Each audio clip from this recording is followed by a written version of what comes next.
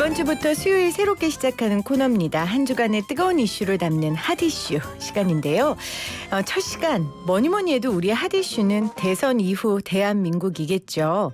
윤석열 당선자는 당선 직후 통합과 번영의 나라를 만들겠다고 했습니다. 통합과 번영의 나라로 가려면 그러면 우리는 지금 뭘 해야 할까요? 통렬한 성찰로 우리 사회의 민낯을 보여주며 우리의 나아갈 길을 깊이 고민하는 학자입니다. 우리의 불행은 당연하지 않습니다의 저자 중앙대 김누리 교수 나오셨어요. 교수님 어서 오세요. 예, 반갑습니다. 반갑습니다. 예. 저는 김누리 교수님께서 진짜 민주주의에 대해 누구보다 대중들에게 잘 설명하고 또 중요성을 강조하는 학자라고 생각을 합니다. 그래서 오늘 민주주의 꽃이 선거잖아요. 이 선거 끝나고 꼭 교수님 모시고 싶었고요. 대선이 끝났는데 아주 적은 표차로 끝났기 때문에 사실 아직도 막 뜨거워요. SNS 보면은 거의 뭐 아직도 서로 공방하고 이런 뜨거움이 계속되고 있는데 교수님께 좀 묻고 싶습니다. 진짜 민주주의 그리고 민주공화국의 시민은 대선이 끝난 지금은 어떤 행동을 해야 하고 어떤 생각을 해야 됩니까? 예. 그건 정말 긴 얘기라서 질문 자체가 제가 짧게 말씀드리긴 어려울 것 같고요.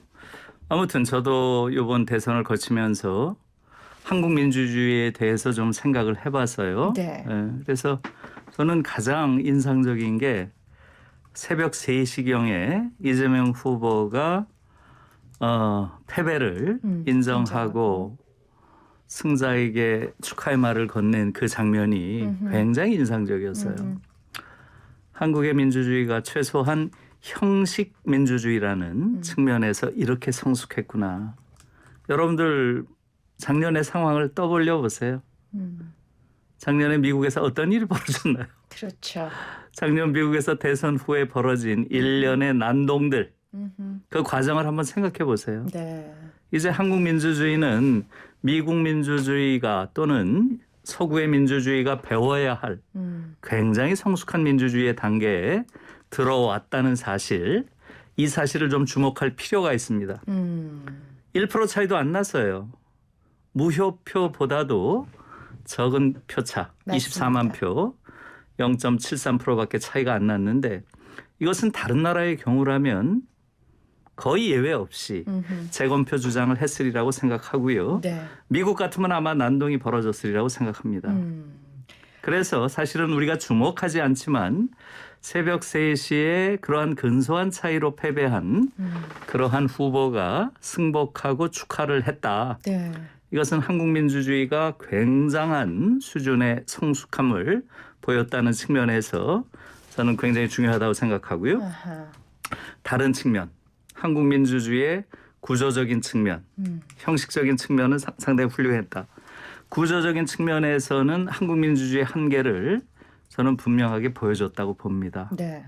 그것은 뭐냐 하면 민주주의라고 하는 것은 기본적으로 다른 이념과 정책을 지향하는 두 개의 혹은 많은 세력 간의 경쟁입니다. 네. 그런데 지금 한국에서는 다른 정책과 이념을 가진 정당이 사실상 정의당을 빼고는 없어요. 거기에 좀 주목해야 됩니다. 지금 윤석열, 이재명 후보가 굉장히 요란스럽게 서로 대결한 것처럼 보이지만 냉정하게 생각해 보세요. 네.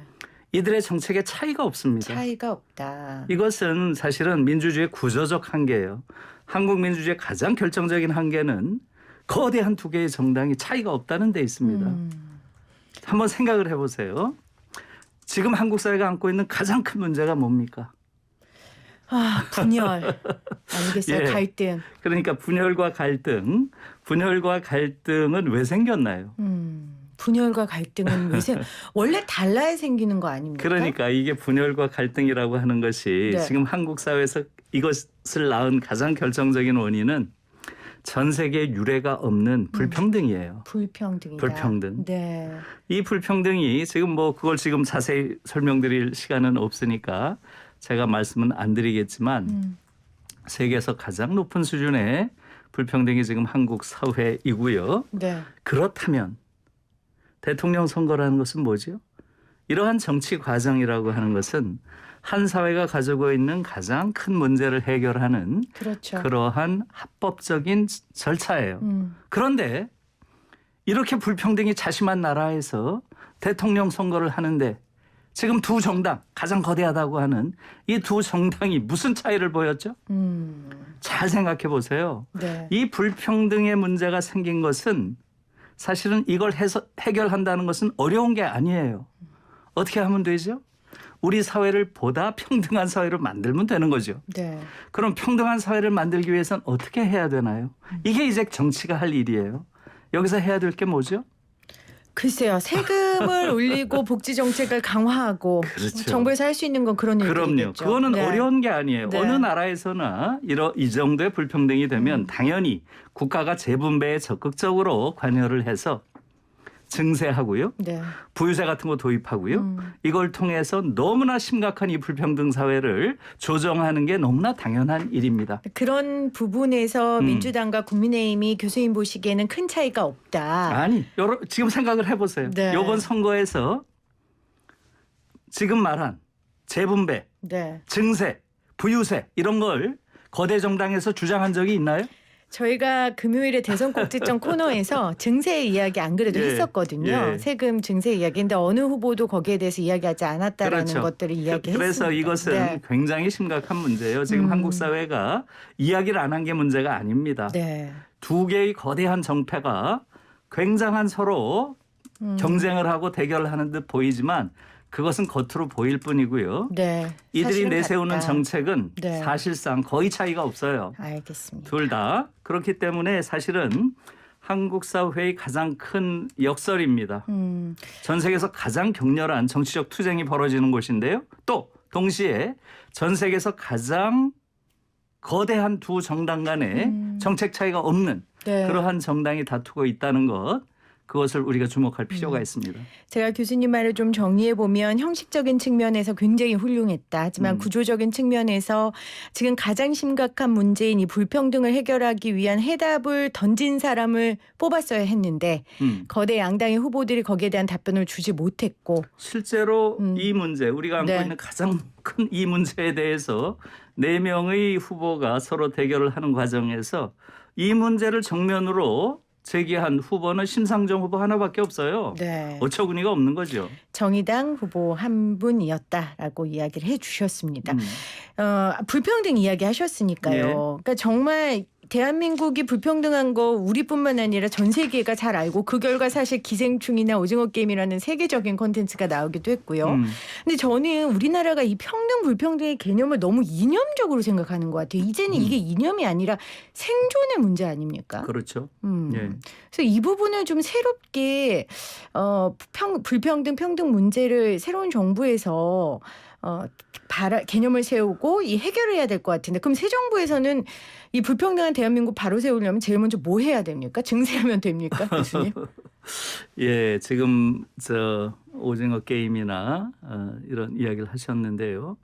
지금 최근에 한국에서 소위 문화 콘텐츠가 세계적 수준이 됐다 이야기하는 그 주장, 지금 뭐 오징어 게임이라든가 지옥이라든가 네. 또 지금 우리 학교는 또 그 이전에 있었던 기생충 이런 것들 이러한 방송 프로그램을 실제로 지금 유럽 쪽에서는 또 많은 사람들이 못 봐요. 너무 잔혹해서. 제가 제 독일 친구들한테 독일 교수들이죠. 이걸 한번 보라고 했더니 못 보겠다는 거예요. 너무 잔혹해서. 그것이 뜻하는 것은 지금 우리가 그러한 프로그램을 만들 수 있다는 것은 그러한 문화 상품을 만들어낼 수 있다는 것은 지금 한국 사회가 전 세계에 유례 없는 잔혹 사회라는 걸 뜻하는 거예요. 그 정도의 잔혹한 상상력을 다른 나라의 많은 사람들은 아예 상상할 수가 없어요. 우리는 그런 잔혹한 현실이 우리의 일상이기 때문에 네. 너무나 자연스럽게 그것을 받아들일 수 있는 것이죠. 그래서 그러한 문화적 성공이 우리의 정치적 실패를 보여준다고 하는 것, 그것을 사실은 같이 성찰할 필요가 있는 것이고요. 네. 불평등을 해소하는 것은 너무나 아까 말씀드린 대로 어려운 게 아니에요. 국가가 해야 될 가장 중요한 일은 자본주의는 필연적으로 불평등을 초래하는 시스템이에요. 그렇겠죠. 자본주의라고 하는 것은 인류 역사상 유례가 없는 어마어마한 생산력과 효율성을 가진 경제 체제인데 이 자본주의는 두 가지 결정적인 결함을 가지고 있는 거죠. 그게 뭐겠어요? 실업과 불평등 문제예요. 지금 한국 사회도 마찬가지죠. 가장 큰 이것 때문에 문제죠. 사실은 근대 국가가 필요한 거예요. 네네. 근대 국가가 존재하는 이유는 무엇보다도 자본주의라는 경제 시스템이 만들어내는 이러한 사회적 비극, 즉 가장 큰 게 불평등이죠. 이것에 개입해서 이걸 조정하라는 것인데 지금 한국은 어때요? 의회에 300명이 앉아 있는데 그중에 294명이 자유시장 경제를 주장하는 자들이 앉아 있어요. 네. 그것은 두 개 양당의 차이가 없어요, 사실은. 자유시장 경제라는 건 뭐예요? 시장을 자유롭게 놔둬야 된다는 거죠. 그렇죠. 여기서 결정적인 문제가 있는 것이고요. 이러한 정치 구도가 지금 한국 사회를 더 이상 인간이 살 수 없는 수준까지 만들어 놨어요. 그것 때문에 한국이 자살률이 계속 세계 1위인 거고요. 또 한국이 계속 가장 많은 노동자가 일하다 죽는 나라인 거고요. 그것 때문에 아이들을 낳지 않는 것이고요. 이러한 부분에 대해서 근본적인 성찰이 있어야 되는데 저는 이번 대선이 이러한 한국이 가지고 있는 근본적인 문제에 대한 성찰의 기회가 되리라고 기대를 했는데 전혀 그러한 성찰이 없었습니다. 오히려 거꾸로 가고 있어요. 한국의 근본적인 문제를 성찰할 수 있는 계기였는데 그러지 네. 못했다고 하셨어요. 그러면 이번 선거 총평을 하신다면 이번 선거의 핵심 아젠다는 그럼 뭐였습니까? 그러니까 가장 중요한 것은 잘 생각을 해보세요. 네. 가장 중요한 것은 바로 지금 우리가 안고 있는 가장 큰 문제, 세계에서 가장 불평등한 나라라고 하는 이 문제에 대한 해법을 두고 경쟁을 했어야 돼요. 그런데 아무도 여기에 대한 이야기는 하지 않고 이들이 내세운 것은 여야가 차이가 없어요. 심지어 대통령까지도 차이가 없어요. 똑같아요. 이들이 왜 똑같은 이야기를 하면서 정치를 하는지 모르겠어요. 이들이 내세운 모든 주장은 다 뭐예요? 공정입니다. 문재인 대통령도 공정, 이재명 후보도 공정, 윤석열 후보도 공정이에요. 네. 이것은 이들이 전혀 차이가 없다는 걸 보여주는 거죠. 공정이라는 것이 뭡니까? 공정이라는 것은 추구할 가치가 아니에요. 지켜야 할 규범이죠. 규범.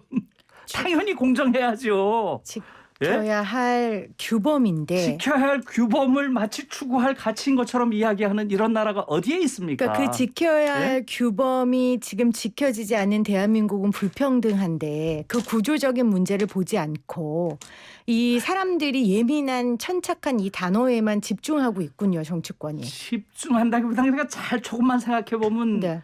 너무나 간단한 문제죠. 공정이라고 하는 것은 당연히 누구나 지켜야 될 하나의 규범적 차원의 네. 개념인 것인데 이러한 공정 위에서 정의롭고 평등한 사회가 가능한 것이죠. 네. 그것은 추구할 가치죠. 가치. 공정을 가치라고 말한 사람은 없어요. 이건 게임의 룰이죠. 네네. 게임의 룰이 어떻게 추구할 가치가 될 수 있어요. 그래서 지금 이런 꼴이에요. 이렇게 이해하시면 쉽습니다. 지금 너무나 불평등한 사회가 돼서 지금 이걸 사회라고 부를 수 없는 지경까지 너무나 심각해요. 이 불평등이. 네.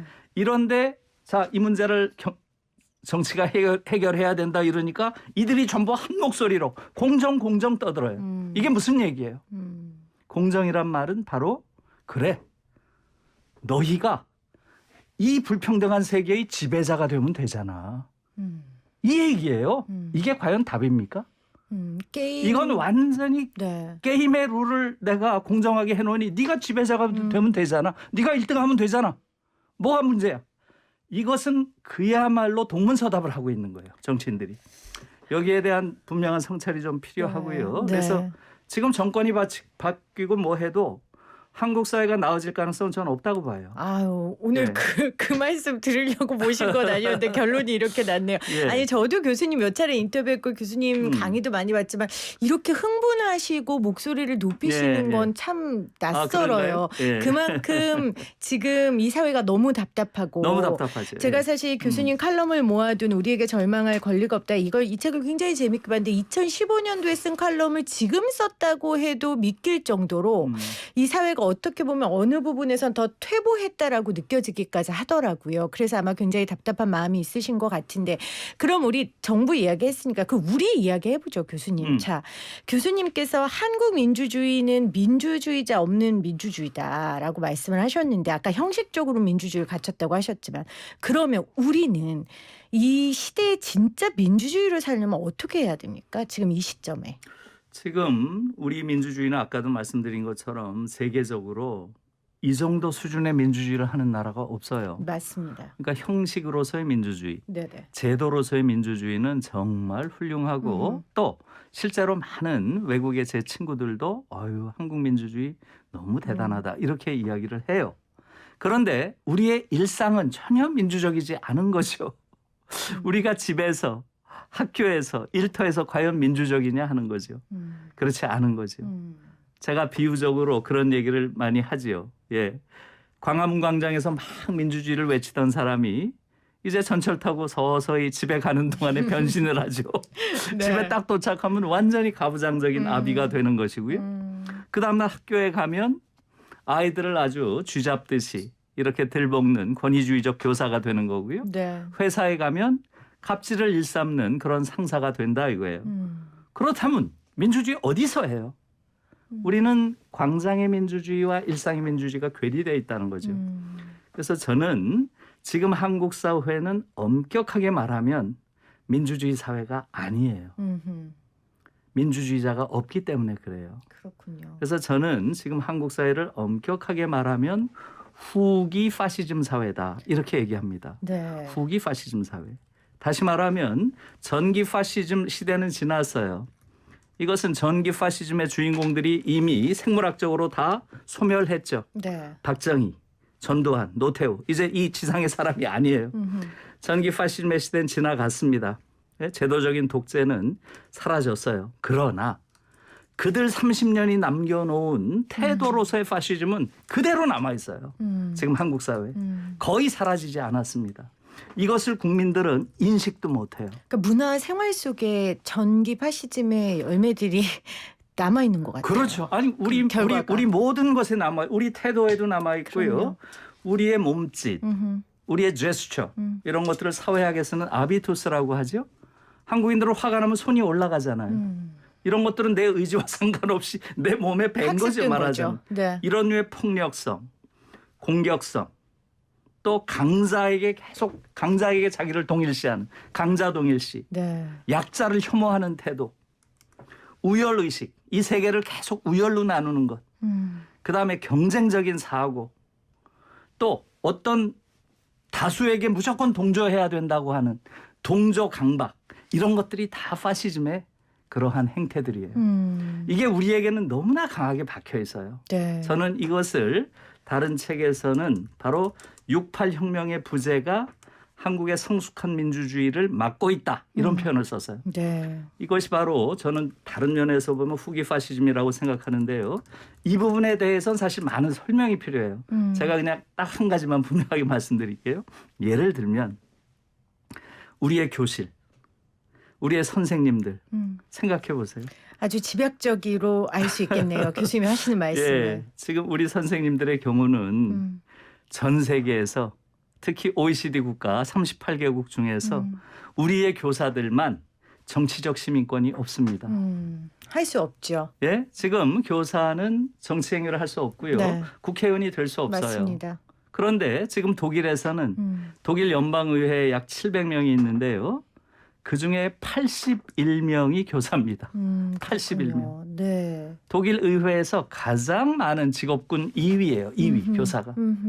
교사는 당연히 그가 가지고 있는 지적 도덕적 역량, 네. 그걸 통해서 사회에 좋은 영향을 미칠 수 있는 그러한 사람들이에요. 우리는 그러한 교사 50만 명을 지금도 열중처 시켜놓고 있어요. 아무것도 못해요. 이건 어처구니 없는 거예요.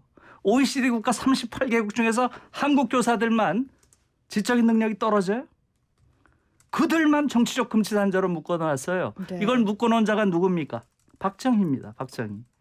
박정희 시대에 만들어 놓은 이런 파시즘적 관행이 아직도 그대로 한국 사회에서 이루어지고 있다는 것은 수치입니다. 국가적 수치예요. 네. 그러면 그 말씀과 제 질문을 조금 연결시킨다면 결국 민주주의자가 되려면 학교에서 좀 정치적 교육들이 네. 이루어져야 되고 학교에서 먼저 민주주의가 일어나야 된다. 그런 말씀이신 것 같습니다. 오늘 핫이슈 대선 이후에 대한민국에 대한 이야기 김누리 중앙대 교수님과 함께 이야기 나누고 있는데 이번 대선이 대한민국이 선진국이 돼서 처음 치른 선거가 아닐까 싶어요. 이제 시대와 세계가 대한민국에 원하는 과제가 있을 텐데 그렇다면 지금 이번 당선자 그리고 새로운 정부가 어떤 과제를 좀 풀어야 되겠습니까? 지금 이번 대통령 당선자에게는 대단히 큰 그러한 역사적 사명이 전 주어져 있다고 봐요. 네. 그리고 당선자가 그런 것들을 성찰하고 정책으로 반드시 구현해야 된다고 생각해요. 첫 번째는 지금 말씀드린 대로 이번 대통령 선거는 우리가 해방 이후에 100년 동안의 시대를 보내고 새로운 100년을 맞는 첫 번째 대통령 네. 선거예요. 네. 한번 돌아서 생각해 보세요. 우리가 1919년에 임시정부 형태로 건국을 했죠. 그 이후에 우리가 거쳐온 지난 100년은 어느 근대 국가도 이러한 비극적 정치사를 겪은 나라가 없어요. 생각해 보세요. 근대 국가가 경험할 수 있는 모든 정치적 비극을 남김없이 경험한 유일한 나라가 대한민국이에요. 네. 식민의 역사, 분단의 역사, 냉전의 역사, 내전, 한국전쟁, 내전의 역사, 군사 독재의 역사까지 겪었어요. 이런 걸 다 겪은 나라가 어디 있어요? 유일합니다, 한국이. 네. 그러한 100년을 거쳐서 우리가 오늘날 이렇게 훌륭한 민주주의와 경제 성장을 이뤘어요. 이제 새로운 100년은 지난 100년 동안의 비극의 세기를 보내고 이제는 우리에게도 희망찬 또 성숙한 그러한 시대를 여는 100년이 돼야 된다는 거죠. 네. 그걸 위해서 새로 뽑힌 대통령은 역사적인 그러한 사명의식을 가져야 되고요. 결코 역사의 수레바퀴를 뒤로 돌려서는 안 된다 하는 것을 기억했으면 좋겠습니다. 역사의 수레바퀴를 뒤로 돌려서는 안 된다. 사실 좀 현안 여쭤보면 지금 MB 사면권 관련한 이야기들이 나오고 있어요. 그거에 대해서 어떤 사람은 통합의 관점에서 봐야 된다. 어떤 사람은 지금 말씀하신 것처럼 역사를 되돌리는 거다. 오늘 청와대 회동도 무산이 됐는데 이런 부분으로 어떻게 봐야 됩니까? 그러면. 그것은요. 이것도 우리가 굉장히 중요한 질문을 하신 건데요. 지금 우리 역사 안에서 보면 지금 우리 대한민국 100년을 돌아보면 지금 우리는 과거 청산이 안 된 나라 하면 일본을 많이 이야기하죠. 우리는 어떻습니까? 우리는 사실은 일본보다도 더 과거 청산이 안 된 나라예요. 네. 단 한 번도 과거 청산을 제대로 한 역사가 없어요. 식민의 과거. 아까 말씀드렸죠. 청산이 된 적이 있나요? 우리처럼 이렇게 식민 시대 36년을 거치고서도 거의 식민 부역자들을 한 명도 제대로 단죄하지 못한 이런 나라는 없습니다.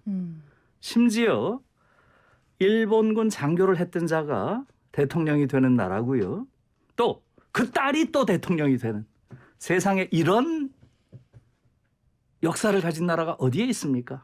그 이후에 한번 따져보세요. 수많은 양민학살이 있었고요. 그 양민학살의 역사. 그다음에 군사 독재 하에서 있었던 수많은 사법살인, 넥타이를 맨 살인자들이죠. 사법을 통해서 사람들을 죽인 그게 얼마나 많았어요. 그런 사람들 중에서 자신의 과오를 인정하고 용서를 빈 이런 사람이 있습니까? 지금 우리처럼 이렇게 끔찍한 한 세기를 보내고 나서 네. 그 과정에서 과거 청산이 전혀 이루어지지 않은 이런 나라가 없다는 걸 그야말로 잘 기억할 필요가 있고요. 네. 그때마다 똑같은 논리입니다.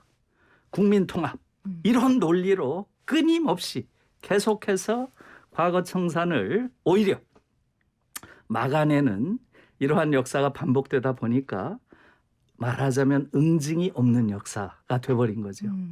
그게 한국 사회의 정의라고 하는 가치가 완전히 소멸해버리는 네. 그러한 결과를 좀 나왔다고 봅니다. 교수님 전에 칼럼에 진정한 적폐청산 이야기하시면서 독일 사례 드신 거 저도 굉장히 네. 재밌게 봤습니다. 혹시 관심 있으신 청취자분들도 한번 찾아보시고요. 이 책 제목 우리에겐 절망한 권리가 없다 이 제목처럼 청취자분들에게 이 제목 자체가 되게 위로가 될 것 같아요. 저 그런 생각이 들더라고요. 아유 누가 되든 대한민국이 정말 이 유구한 역사를 통해 여기까지 왔고 말씀하신 것처럼 그 수많은 고난을 겪어서 왔는데 잘 될 거다. 저는 그런 희망을 갖고 지금 기대하고 있고요. 새 정부에. 전 국민들도 그래야 된다고 생각을 합니다. 우리 국민들께 좀 한 말씀 해주신다면요. 예, 저는 지금 제가 그 책 제목도 우리에겐 절망할 권리가 없다 이렇게 돼 있는데요. 월프 비어만이라고 하는 독일의 시인이 있어요. 이런 말을 했어요. 이 시대에 희망을 말하는 자는 사기꾼이다. 그러나 절망을 설교하는 자는 개자식이다. 저는 이 말이 마음에 들어요. 지금 우리에게 꼭 필요한 말이라고 생각합니다. 역사는 직선적으로 발전하는 게 아니에요. 역사는 나선형을 그리면서 발전합니다. 그러니까 저는 현재의 국면이 역사의 발전 과정에서 나선형의 원이 후방을 향하고 있는 그 단계라고 봐요. 네. 이 나선형의 원이 후방으로 간다고 하는 것은 다음에 더 큰 원으로 전방으로 가기 위한 과정이라고 저는 생각해요. 그래서 절망할 이유가 없는 거지요. 저는 그래서 그런 맥락에서 이번에 대선에 나온 새 후보에게 좀 마지막으로 드리고 싶은 말이 있다면 이런 겁니다. 네. 지금 윤석열 당선자의 경우는 어쨌든 저와 같은 시대를 살았어요. 저랑 같은 학번입니다. 사실은. 그래서 같은 공간에서 대학 시절을 보낸 거예요. 그 시절이라고 하는 게 저는 대학 다니는 내내 육군 소장 출신의 군사 독재자에 의한 그러한 경험을 했어요. 네. 그 과정이 우리의 정체성을 세대적 정체성을 만든 겁니다. 그것을 잊지 말고 역사를 퇴행시켜서는 안 된다. 네. 역사의 수레바퀴를 뒤로 돌려서는 안 된다 하는 말씀을 드리고요. 지금 이재명 후보는 정말 아쉽지요. 아쉽습니다. 그런데 저는 0.73% 때문에 아쉬운 게 아니에요. 이재명 후보의 경우는 정말로 자신이 가지고 있는 진가를 발휘하지 못했어요. 이재명 후보의 경우는 정말 자기가 원하는 세상, 자기가 꿈꾸는 사회 이것을 펼치지 못했어요. 네. 그것을 계속 억눌렀습니다. 이번 선거 과정에서. 그래서는 안 되는 거죠. 저는 알겠습니다. 앞으로 그러한 부분을 스스로 자기가 꿈꾸는 세상을 펼치는 과정에서 더 큰 역할을 하리라고 기대하고요. 마지막으로 심상정 후보께는 좀 빨리요. 네. 이 말씀만 네, 드리겠습니다. 역사라고 하는 것은 이상주의자가 좌절한 만큼 발전한다.